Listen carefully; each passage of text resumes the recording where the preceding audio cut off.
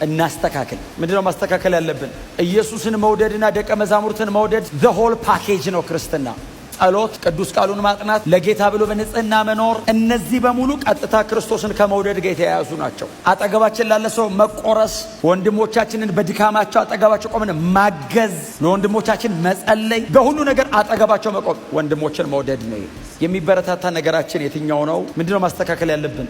ይህንን በልባችሁ ያዙ። ወክ እናርግ። አሜን ነው። እንደዛ ከሆነ በእውነት ጌታ ኢየሱስ ክርስቶስ እስኪመጣ ድረስ በእግዚአብሔር ቤት ላይ እያፈራን እንኖራለን። ሩቅ አይደለም። ኢየሱስ በቅርብ ይመለሳል። ወዳጆቼ ያኔ አስባችሁታል? የሁሉ ሰው አንተ በጎ ታማኝ ባሪያ ሲል ኢየሱስ ወደ ጌታ ደስታ ግባ። ያኔ በእግዚአብሔር አብና በቅዱሳን መላእክት ሁሉ ፊት ኢየሱስ ሲመሰክር ለሰው ናፍቃለው ያኔ